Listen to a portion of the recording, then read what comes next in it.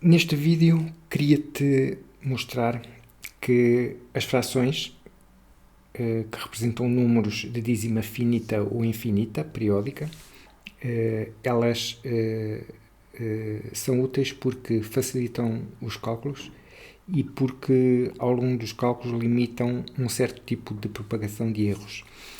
O que quero dizer com isto?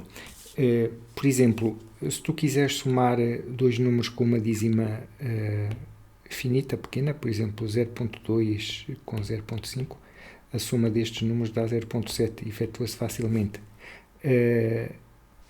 As frações correspondentes a 0.2, por exemplo 1 quinto, e a 0.5, por exemplo 1 meio.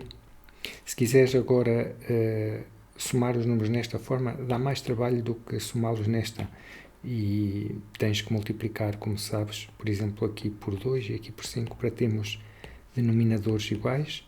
A primeira fração multiplicando ambas as partes por 2 dá 2 décimos, a segunda fração multiplicando ambas as partes por 5 dá 5 décimos, e o resultado disto dá 7 décimos. Se dividires 7 por 10 vais obter o resultado que aqui está.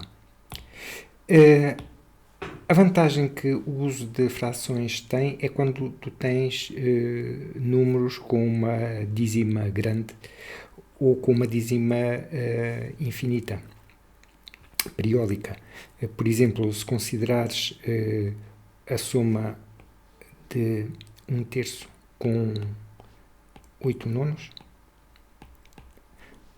vou multiplicar por 3 ambas as partes desta, para ter 3 nonos mais 8 nonos, e agora 8 mais 3 dá 11 nonos. E se quiser obter este número em notação decimal, é só fazer a divisão de 11 por 9. Agora suponho que nós, em vez de termos os números representados como frações, tínhamos antes os números representados na forma decimal. Se dividires 1 por 3 dá 0.333, nunca mais acaba. Se dividires 8 por 9, 0.888, nunca mais acaba.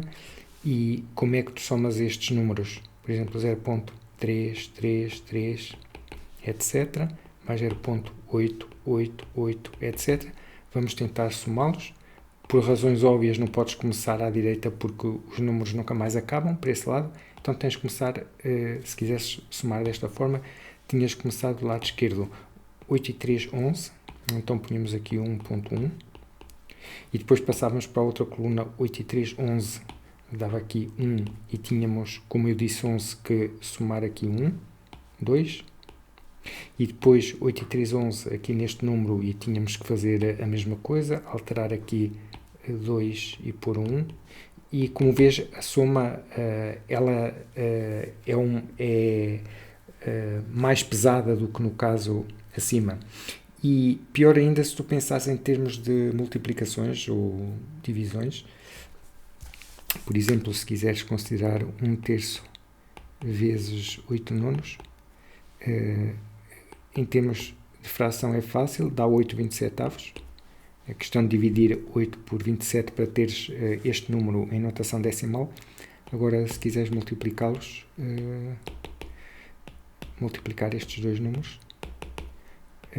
terias que multiplicar esta expressão por 8, por este 8 aqui, depois multiplicá-la por este 8 e depois multiplicá-la por este 8 e depois ir fazendo a soma e ir ver se conseguias escrever um número de dízima infinita, periódica, se conseguias com alguns passos ver que número saía daqui.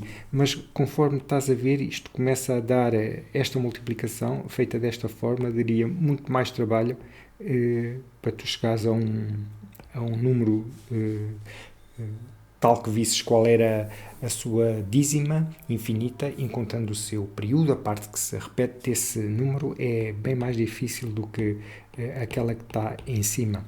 E acresce que tu aqui tens números com dízimas infinitas bem comportadas, são repetições de um dígito, mas tu podes ter, por exemplo, um número em que, por exemplo, a dízima, o bloco que se repete, chamado período deste número seja maior, por exemplo, 258796, 258796, ok?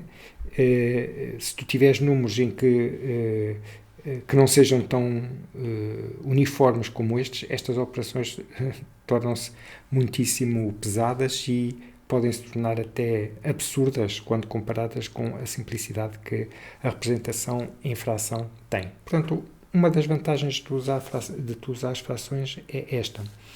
Outra é a seguinte: se tu quiseres fazer cálculos rapidamente usando os números na forma decimal, o que tu tenderás a fazer em termos práticos é aproximar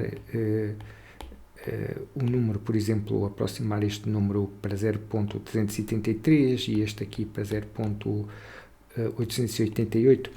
E quando continuas os teus cálculos, se tiveres uma sequência de cálculos em que uses frações e em que essas frações sejam truncadas e tenhas uma aproximação delas, à medida que vais desenvolvendo cálculos com esses números, tu vais introduzindo erros.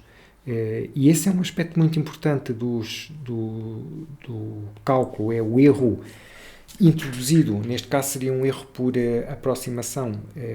O ponto é que quando tu ao fim consideras o teu resultado final, o erro pode ser tão grande que te dê um resultado final que não era aquele que tu querias. Ao passo que se tu operas apenas frações e os números envolvidos forem frações e tu, ao longo do teu cálculo, os mantiveres na forma fracionária, tu obtens uma fração final e só precisas de aproximar o resultado que essa última fração dá. Portanto, limitas a propagação de erros de truncatura, chamados assim, causados por aproximações deste tipo.